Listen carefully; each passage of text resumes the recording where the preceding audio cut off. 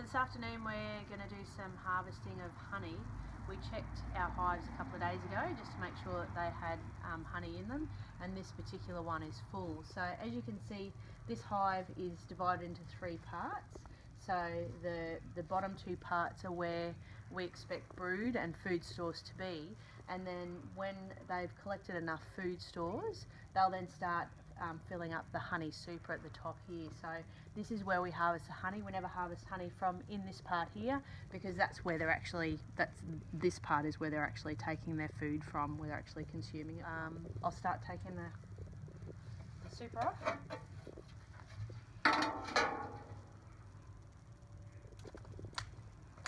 I'm wearing a bee hat. Whilst these guys are stingless, they do tend to bite. Some will bite if they get a bit cranky if you're touching their hive. So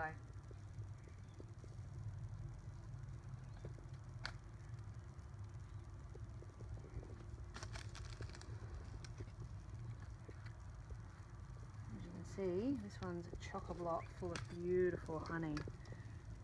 There's lots of bees in there, so when we actually harvest this honey, we want to be very careful. We want to try and minimise the damage, well, try and minimise the deceased bees.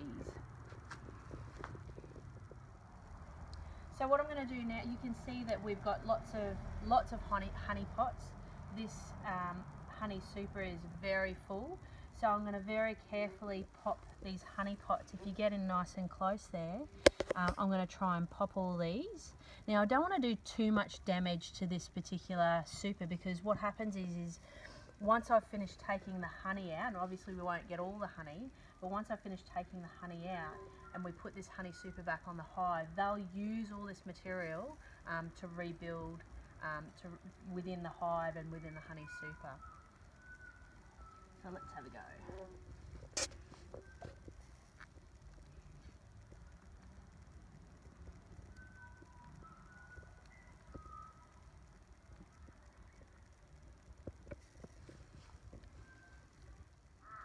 So I've just now popped all the honey pots.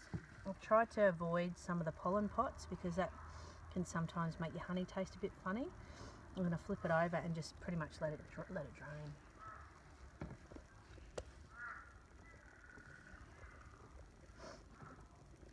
Look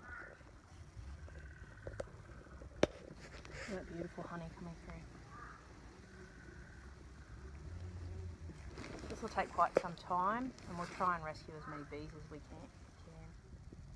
So each of these jars have been sterilised to make sure, obviously all our materials are clean. This honey here has been, we've just sifted it, we just put it through a metal sieve. You'll notice I had a lid on it to make sure that we didn't get any bees in the honey. And all that beautiful honey, that's about 280 grams worth.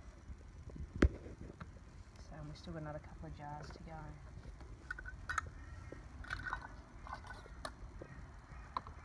Now you can store your honey in the fridge or in the cupboard. We tend to keep ours in the fridge. It's a lot sweeter in the cupboard at room temperature, but yeah, we've always kept ours in the fridge.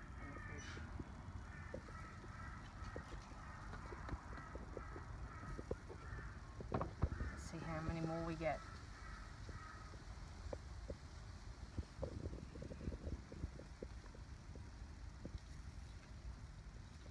There we go. Oh, I've got a bee in there.